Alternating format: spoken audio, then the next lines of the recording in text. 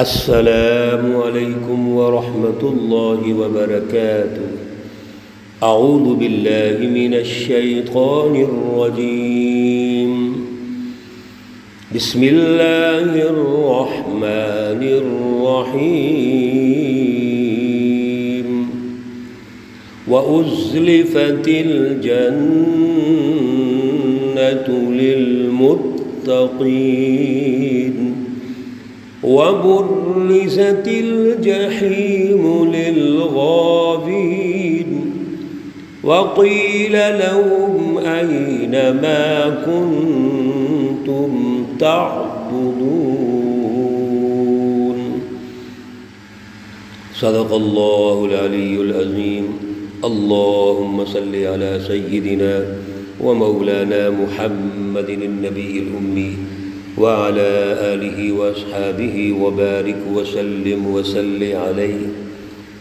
معزز سامعین و سامعات، سورۃ الشعراء پارہ نمبر 19 آیات مقدسہ نمبر 90 تا 97 ہیں۔ اللہ رب العزت ان آیات کا فہم اور شعور عطا فرمائے اور عمل کی توفیق اور صلاحیت عطا فرمائے۔ گزشتہ درس میں حضرت ابراہیم علیہ السلام کی دعائیں ہم نے پڑھی تھیں، سنی تھیں اور سمجھی تھیں، اور یہ بھی گزارش کی تھی کہ یہ ہماری بھی تربیت ہے، لہذا ان دعاؤں کو ہمیشہ سے یاد رکھنا ہے۔ ہر وقت نماز کے بعد کیجئے، پھر جب موقع مل جائے اس وقت کیجئے، لیکن دعا کرنی ہے۔ کیوں؟ اللہ دعاؤں کو پسند کرتے ہیں۔ جب ہم اللہ سے مانگتے ہیں، اللہ کے سامنے سجدہ ریز ہوتے ہیں، اللہ کے سامنے روتے ہیں، ہاتھ پھیلاتے ہیں، جولی پھیلاتے ہیں، میرے عزیزو، اللہ فرماتے ہیں ایسا میرا بندہ مجھے بڑا ہی پسند ہے۔ اور اتنا پسند ہے کہ جب ایک بندہ دل سے توبہ کرتا ہے، بخشش مانگتا ہے، یا اپنا مسئلہ اور حاجت اللہ کے سامنے پیش کرتا ہے، تو اللہ اپنے بندے سے اتنا پیار کرتے ہیں، اتنا پیار کرتے ہیں کہ وہ بندہ بھی اپنے ہاتھ منہ پہ نہیں پھیرتا، دعا مکمل نہیں کرتا، اللہ اس کی دعا کو قبول فرما لیتے ہیں۔ لیکن اس کے پیچھے تقویٰ ہونا چاہیے، اعلیٰ شعور ہونا چاہیے۔ ابھی جو ہمارا کل درس مکمل ہوا تھا جہاں پہ، تو اللہ رب العزت نے جو اہم ترین الفاظ ارشاد فرمائے وہ قلب سلیم ہے۔ قلب سلیم کون سا ہے؟ جس قلب میں، جس دل میں اللہ کی محبت ہے، اللہ کی رضا ہے، اسی کو تقویٰ کہتے ہیں۔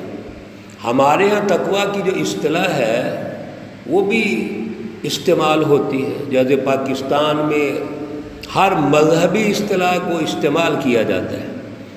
یہاں تقویٰ سمجھا جاتا ہے داڑھی رکھی ہوئی ہے، سر پہ ٹوپی پہنی ہے، پگڑی باندھی ہوئی ہے۔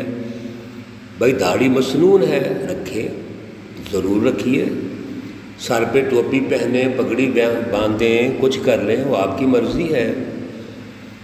لیکن دل میں کیا ہے؟ دل میں اگر کفر ہے، شرک ہے، منافقت ہے، دل میں دو نمبری ہے، تو میرے عزیزو ظاہری داڑھی تو بڑی دور کی بات ہے، نماز روزہ پڑھنے کا بھی فائدہ نہیں ہوگا۔ خود قرآن نے یہ اعلان کر دیا کہ ایسی نمازیں اس بندے کے لیے ہلاکت کا ذریعہ ہے جس کا دل صاف نہیں، دل پاک نہیں ہے۔ اسی لیے ہمیں یہ توجہ رہنی چاہیے، دنیا سے جب کوئی شخص جاتا ہے تو کیا کہا اللہ رب العزت نے کہ کوئی مال، کوئی بیٹے کام نہیں آئیں گے۔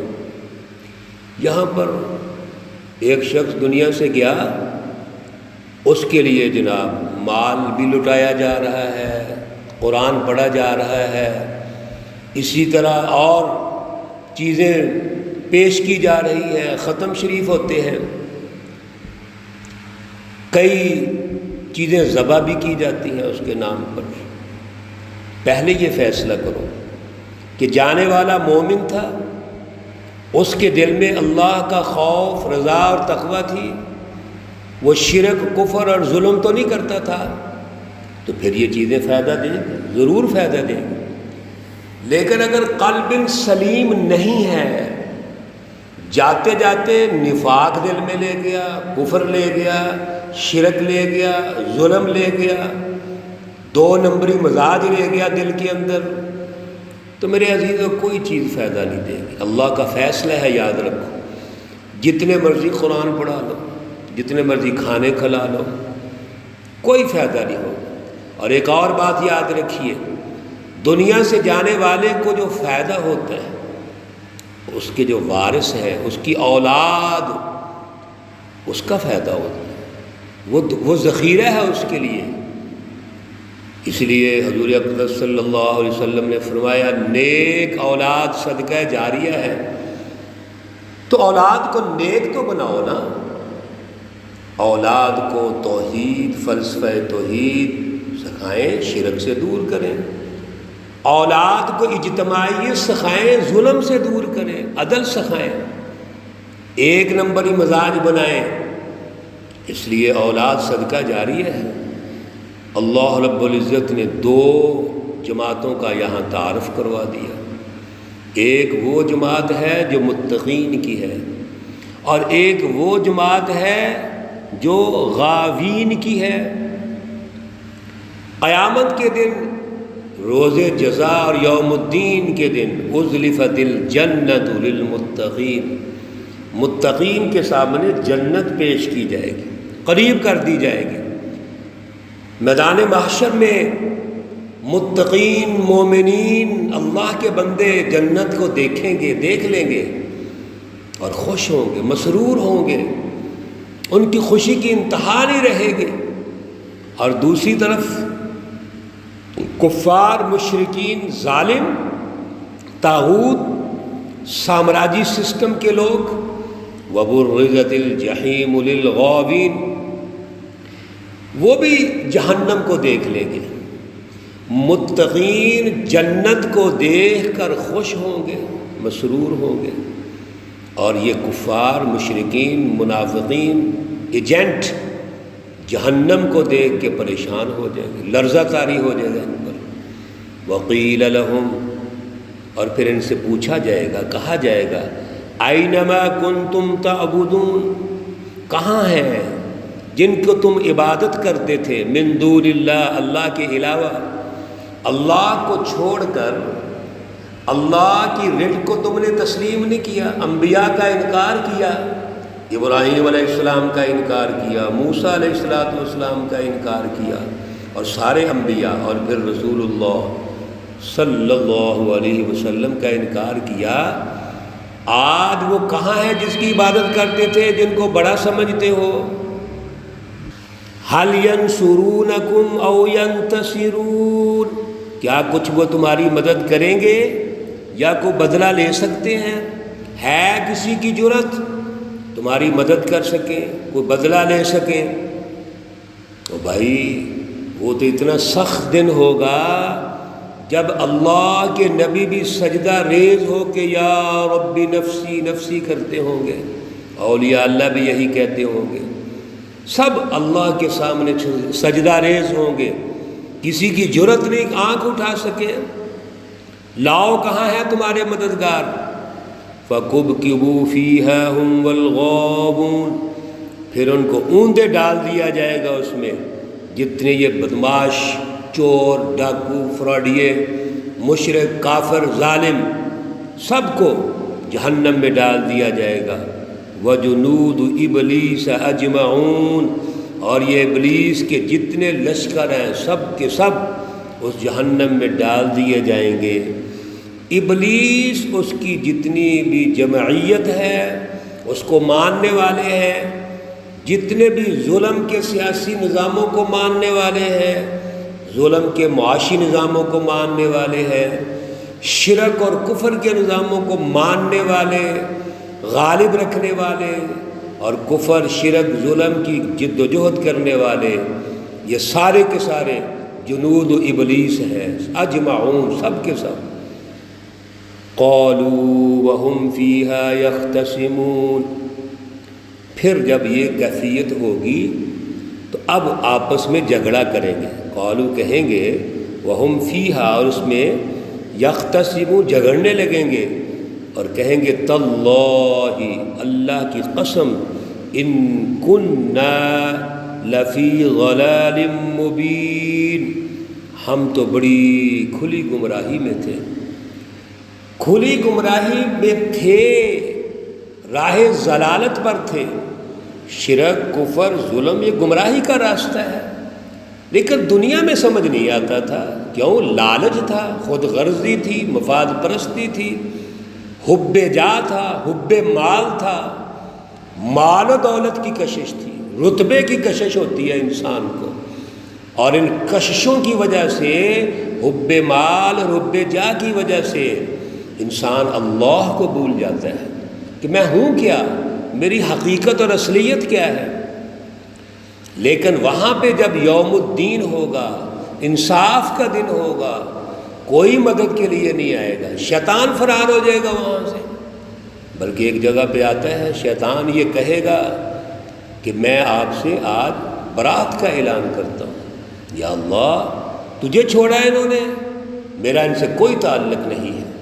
میرے عزیزو، اس وقت سے ہم ڈریں، ہم بچیں جب اس شیطانی جماعتوں کا آج ساتھ دیتے ہو، ان کے لیڈروں کا ساتھ دیتے ہو، انہوں نے اس دن چھوڑ جانا ہے، کچھ نہیں کر سکیں گے، بے بس ہوں گے۔ وہ تھانے داری نظام نہیں ہے وہاں پر کہ آپ پریشر ڈال کے ایسا جیسے اپنا بندہ چھڑا لیں گے، یا 2 نمبر وزارتوں کا نظام ہوگا، وزیر اعظم اور سارے ہمارے ایجنٹ بڑی طاقتوں کے سامنے جو جھک جاتے ہیں اور پوری قوم کو یرغمال بنا دیتے ہیں، یہ کوئی سسٹم نہیں ہوگا۔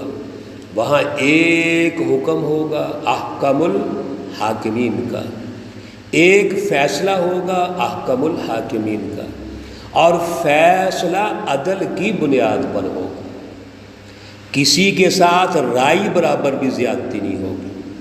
وہاں ان کو یاد آئے گا اور کہیں گے ان کننا لفی ضلال مبین، یقیناً ہم کھلی گمراہی میں تھے، ہم نے انبیاء کا انکار کیا، رسول اللہ صلی اللہ علیہ وسلم کا انکار کیا، آج ہمارا کوئی مددگار نہیں ہے۔